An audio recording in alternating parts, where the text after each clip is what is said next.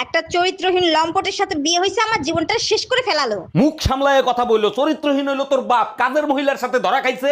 ও আচ্ছা, আর তুমি কাজের মহিলার সাথে কি করতেছিলা? মেম সাহেব, আপনার শাড়ি আপনি ফেরত নেন। ভাই যা করার তো করছে, পাশের বাড়ির ভাইও আমারে জড়ায় ধরে চুম্মা দিছে। আমরা দুজন কাজের ফাঁকে ঝগড়া করে যাই। তোমার কথা শুনলে হাই আমার শরীর জ্বলে যায়। তুমি এমন ঝগড়াতে জানলে করতাম না বিয়ে। সবাই ভাবে আমি গরিব, কিন্তু না, আমি গরিব নই, আমি তো ভিখারি। এ স্বামী না, স্বামীর তো নাম ধরে ডাকা যাইবে না। দাদা শ্বশুরে বলছে স্বামীর নাম ধরে ডাকলে হেলে বলে অমঙ্গল হয়। তাইলে কি কইয়া ডাকবো, কি কইয়া ডাকবো, কি পাইছি। এ কুত্তা খাইয়ে যা। এই অনিল আমার কাছে টাকা পায়, বারবার করে ফোন করছে, বলে দাও তো আমি বাড়িতে নেই।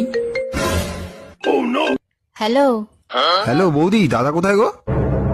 না, দাদা তো বাড়িতে নেই, বাইরে গেছে। কি বলছো, বাড়িতে দাদা নেই? ইস, আমায় ডাকুনি কেন? আরে কি গো শোনা, আমি কাজে যাচ্ছি, হ্যাঁ 1 মাস পর আসবো, তুমি সাবধানে থেকো, ঠিক আছে? সাবধানে থেকো। হ্যাঁ, ধরো ধরো ধরো, দেখি দেখি, হাত উঁচু করো। কেন হাত উঁচু করবা তো?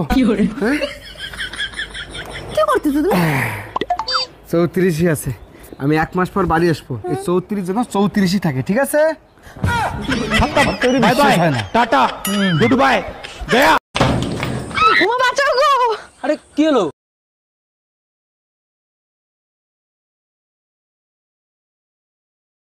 ঠাকুরপো, ও ঠাকুরপো, ও ঠাকুরপো, ঠাকুরপো। আরে বৌদি, কি ব্যাপার এরকম ছুটছো কেন? ঠাকুরপো, তোমাকে না আমি অনেকক্ষণ ধরে খুঁজছিলাম। বলছি তুমি তো বাজার হাটে যাও, বাজারে গেলে আমার জন্য একটা বিচি কলা এনে দিও না, আমি খাবো। আরে বৌদি, বিচি কলা খাওয়া? ও তো আমার কাছে আছে, চলো চলো খাওয়াচ্ছি।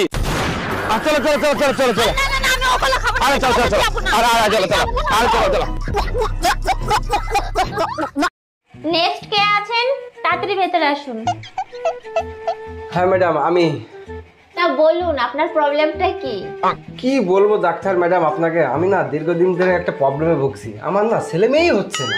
ও আচ্ছা, এই প্রবলেম। আপনি কি একা এসেছেন? হ্যাঁ ম্যাডাম, আমি তো একাই এসেছি। একা আসলে তো হবে না, নেক্সট দিন আপনি আপনার স্ত্রীকে নিয়ে আসবেন, দুজনকে চেক আপ করে দেখবো কি প্রবলেম হয়েছে, তারপর ওষুধ দিয়ে দেবো, ঠিক আছে? ও আচ্ছা তাই, কিন্তু ম্যাডাম এতে একটা সমস্যা আছে, বুঝলেন তো? কি সমস্যা? আমাকে তাহলে সবার প্রথম একটা বিয়ে করতে হবে। এই পাশের বাড়ির ভাবির ছেলে হয়েছে, তার চেহারার সাথে তোমার এত মিল কেন? দেখো, আমারে সন্দেহ করবা না, আমি কিন্তু ভাবির ধারে কাছেও যাই নাই। আরে তোমারে সন্দেহ করতেছি না, ভাই 2 বছর ধরে বিদেশ, ভাবির বাচ্চা হইলো কি করে? এখন ডিজিটাল যুগ, অনলাইনে কত কিছু হয়।